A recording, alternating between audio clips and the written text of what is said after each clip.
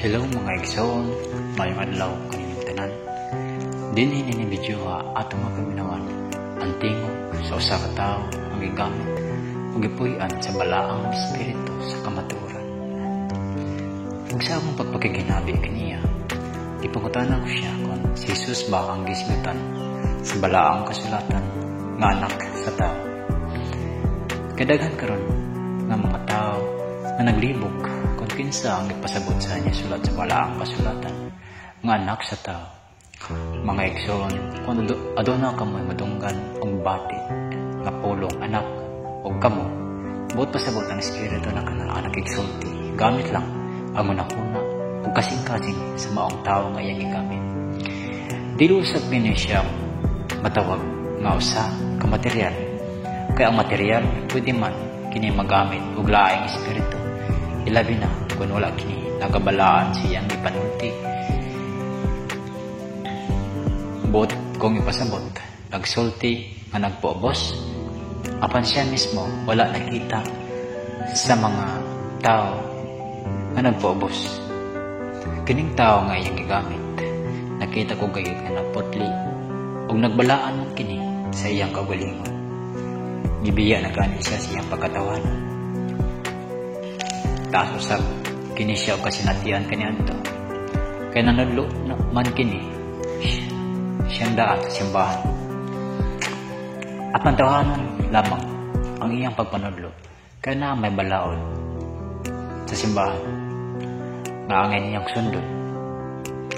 Apan karon sa diyang anana sa samahan, igamit sa espiritu, wala na nangita kaniya nga iyang mga higala nga naapagani ang uban sa kadaghanan sa parokya o kaniadto o gani tud karon.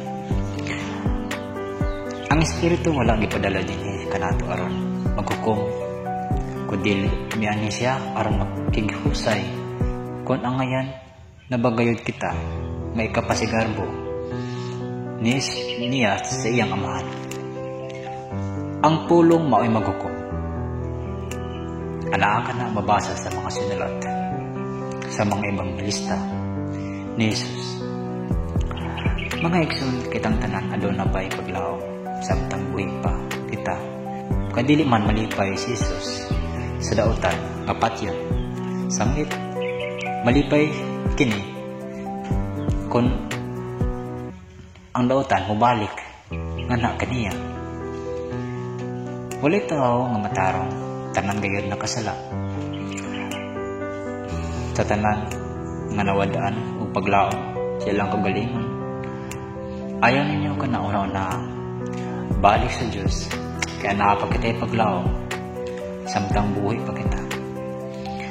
Ug una-una ninyo mga igsoon nga buluanon ang matagtak ug hinumdumikad tong nahitabo sa paglansang ni Jesus sa cross o sa katulisan. Wala siya nagpasipala sa ngalan ni Jesus o gani ginan niya kini nakaron dayon inadon ko ikaw sa akong paraiso. Nan karon sa may kaingon ta dining mga pulungan niya ni ba si Jesus dinhi sa kalibutan aron pagdalaw batiko dili hinoon niyan ni Jesus sa kalibutan alang niya itong mga taong makasasala. Si Jesus ang naa sa labing ubos. Ug mga igsoon, kining maong pulong ang labing ubos. Usa kini ka pulong nga lawom ug kahulugan. Ug angay kini natong sabton. Kay si Jesus migamit sa taong naagayon sa ubos. Kaya buot pasabot niya nga unta kita angayan usa magpuubos sama nga si Jesus nagpuubos kanato. Kay kanadto sa ana pa sa kalibutan ana siya anudlo kung nagpuubos gani siya siyang kagalingon o gani nagpalansang pag-uwi sa cross bisan gani wala siya sala. Nagpaulipon siya alang kanato ug buot niya nga Kita usab, nag-ingon kaniya. Kaniingon man siya, sunda ako ninyo. Ubusa, angay lang kayo nato siyang sundon. Kung usa iya, kiniiya, mausab ato ang tumanang. Ug nag-ingon siya, kapasaanan nato ang atong kagalingong cross. Ug unsa man ang kanang cross na angay natong pasaanan. Ang cross, pawa ato ang garbo ug gakog. Kana nagkiniiyaha, mao kanay nakabangin ug babag. Kung nganong dili kayo kita makaadto sa amahan. Kay walay tao nga mapahitason o gabuso o hakog nga makapanag-iya sa gingarian sa Diyos. Pusa, ang cross mao atong garbo ug hakog. Kuhaon nato kana. Magpaulipon kita, magpuubos. Ilalong sa mando sa Diyos. Pusa, hinandumi mga igsoon, nga si Jesus dili ko yung gamit sa taong mapahitas man. Sama sa naa, namuno sa simbahan. Kaya nagpataas naman sila, silang kagalingon. Gigamit naman nila ang ngalan ni Jesus. Gigamit naman nila ang Diyos. Kung gani, nanapi pa sila. Gamit lang ang ngalan ni Jesus. O gani, nag-ingon man siya. Mabulahan katong mga kabos. Kanya kaniya ang mga milagro. Kinsa gani ang nagkinahanglan. Mao kadtong inyong isagataw. Kasi Jesus anaman sa taong nagkinahanglan. O gula siya ngadto sa mga hakog o mga mapahitason. Mga igsoon, awagon ko na usab kamo sa pagpaminaw sa mensahe sa Espiritu sa kamatuoran. Kaya alaman kini kanatang tanan.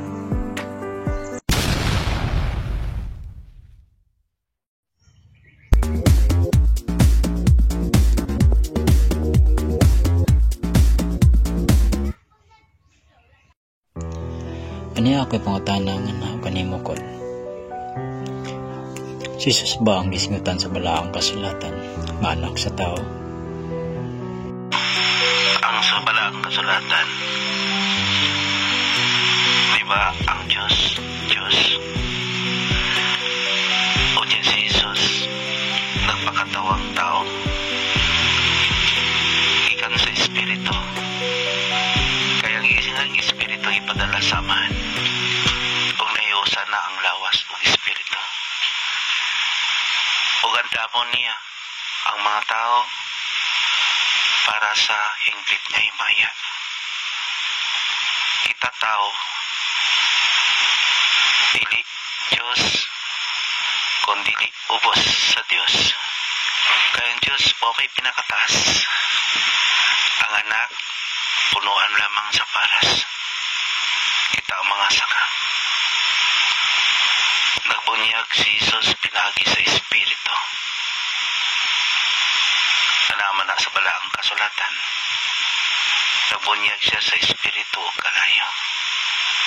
Kaya ang kaliputan karon, laglagon man pinagi sa kalayo. Ang anak sa tao makasasala. Dili Diyos, wala pa nahiusa. Sa John 16, naguna ang anak dito aron mag-anam sa lawak kay moadto sa samahan. Iluwas ang tao sa mga sala o tunglo. Naghalad siya sa iyang kaugaling dugo. Lawas nagpalansang sa cross. Nahiusa na ang Espiritu lawas. Ang anak sa tao tugod ni Jesus, iusahon pa lang nga mahimong Kristiyano. Usa ka tao nga giingon sa balaang kasulatan ang magtatabang. Ang Espiritu nga gipadala sa amahan nga magdala sa pangalan ni Jesus. Anaa ka na sa balaang kasulatan. Nalipay pag-ayo si Jesus. kay gipadala samahan ang espiritu nga magdala sa iyang pangalan.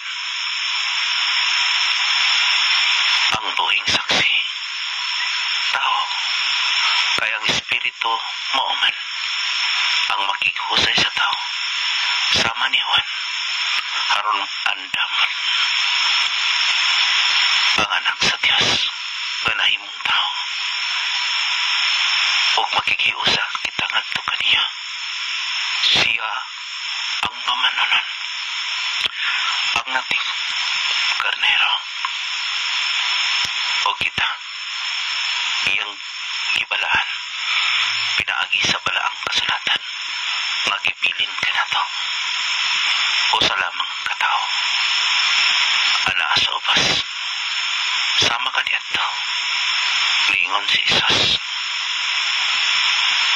Ana ako sa labing ubos kung makaila ka mo kanako. Madungog ko nimo inig-abot sa espiritu sa kamatuoran. Tultulan ka mo niya sa tibok kamatuoran. Dili siya magsulti siyang kaugalingong pagbuhat, kundi kay iya mang dawatan ang una-una sa espiritu. Kay dawatan man niya ang sugo samahan. Usa ka tao nga adunay apyan. Ana ka na sa balaang kasulatan. Ako ka nang ipasabot ka ninyo. Usa ka tinawag nga mahimong kauban o gapyan. Kung sa kalibutanan nagatuon sa espirituhanan, anamang kanina nambal nga adunay espiritu nga mugamit. Inumdumin ninyo pagaya ang espiritu dili makita o mao ka na ang anaa sa inyong kasing-kasing ang pitik sa espiritu.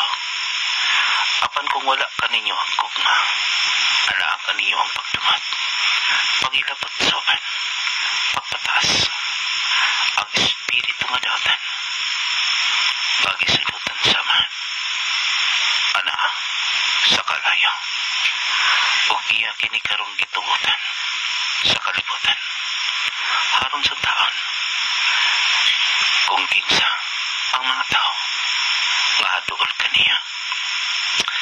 Anaa ang espiritu karon sa kalibutan, ang kalibutan ng espiritu nga andautan mao ka na ang gibuhat karon